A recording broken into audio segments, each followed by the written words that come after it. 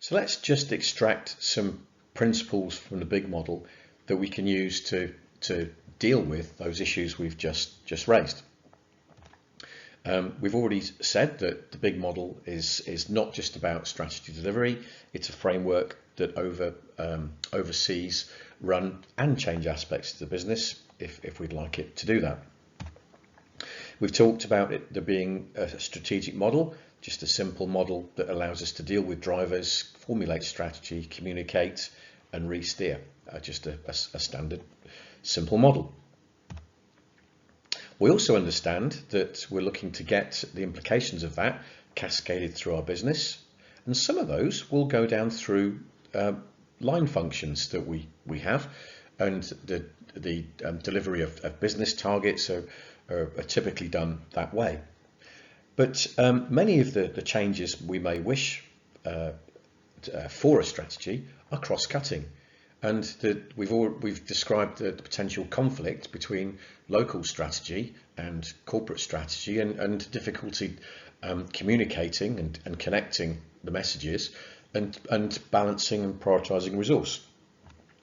So in addition perhaps to the hierarchy, a picture of a hierarchy for our business, we need also to understand the map of accountabilities that we have, so we can understand not just the line and functional based accountabilities that we have, but the cross-cutting accountabilities too, and to be able to understand how all those fit and map together, so we can balance our organization a little bit more easily between just the functional based stuff and the functionally focused stuff, and the cross-cutting initiatives that we need to run our business with.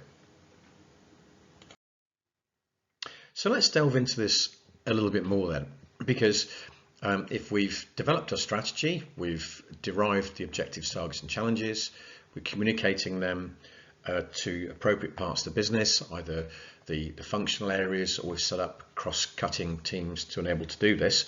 We've established in big terms what is a point of accountability, a place where you define objectives, you empower with resources, and you expect results back from that point, be it a functional area or a cross-functional team, whatever it is. In this example, let's just pick a program. A program is a point of accountability.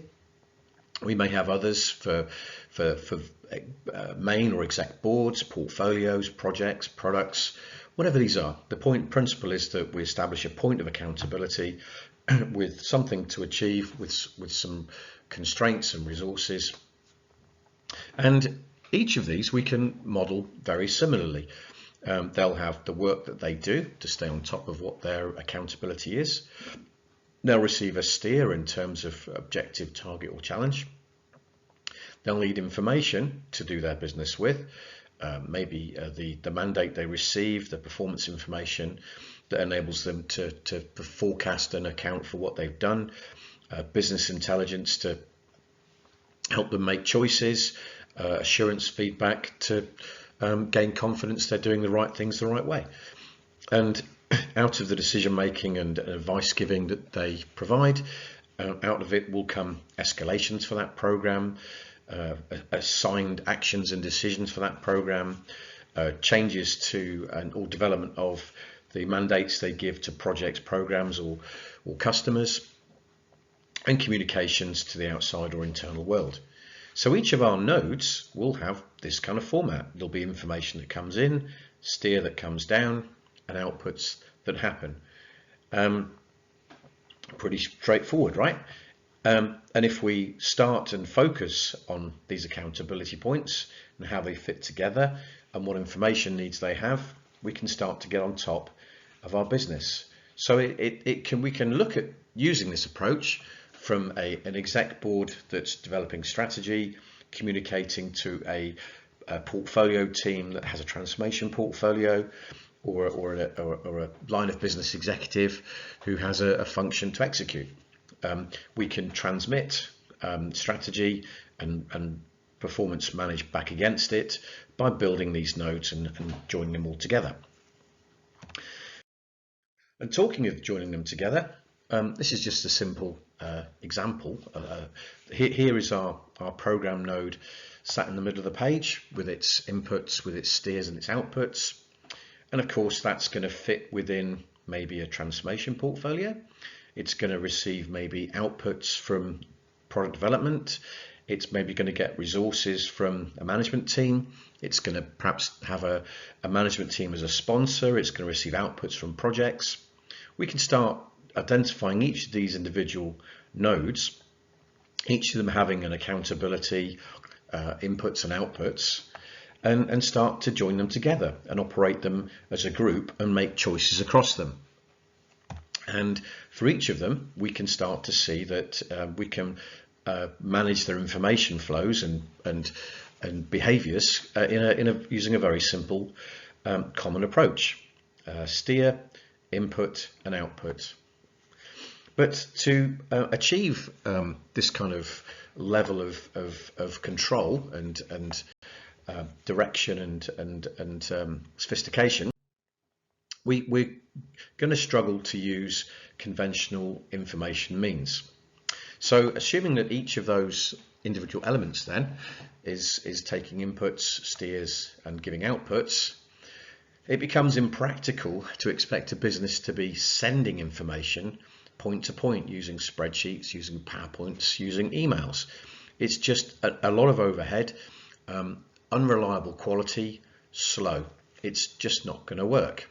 And in many cases, perhaps I would venture that it doesn't work, and there's a lack of oversight and control, and we lose a bit of ability to steer and to be agile and redirect. So the big model is based on the notion that where possible and whenever possible, rather than send information point to point, we just connect each other up and share information. And that sounds very simplistic. Well, it's not, but the thing is, in many parts of our business, we already have the technologies to enable us to share information. Our sales teams, our marketing groups, manufacturing, engineering, we have databases and information shares and information technology to enable us to gather data and to run reports off it. So why can't we set up a similar arrangement for our strategy delivery?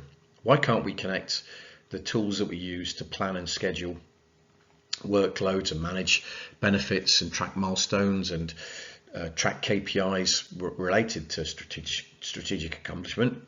Why can't we connect all those in through a common data architecture and a data platform that we can run reports off, just like we do in other parts of the business? For some reason, there seems reticence to take this approach to strategy delivery, and the big model absolutely provides that it requires it as a backbone to achieve integration with. So we're not sending information from point to point. We're not giving information from the strategy group to a delivery team or from a delivery team to a strategy group. We're sharing information, and hopefully that'll be faster, more reliable, and well, yes, quicker. So how does big help the magic of strategy delivery happen then? Well, hopefully we'll see that by mapping out our accountability nodes and understanding how they connect, we're reducing disconnection. We're avoiding that risk of not being able to see how the cascaded instructions flow down and the cascaded responses flow up, if that's how you do your strategy delivery.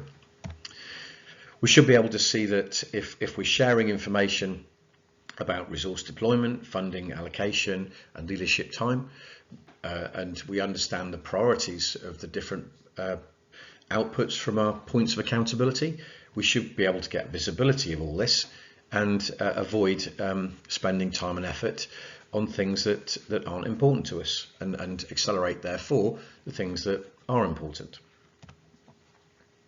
And lastly, as we're keeping all of our objectives, targets and challenges in one place and are able to map objectives, targets and challenges to the to-dos and cascade that through the business, we should be able to get clear visibility of the strategies and the response plans.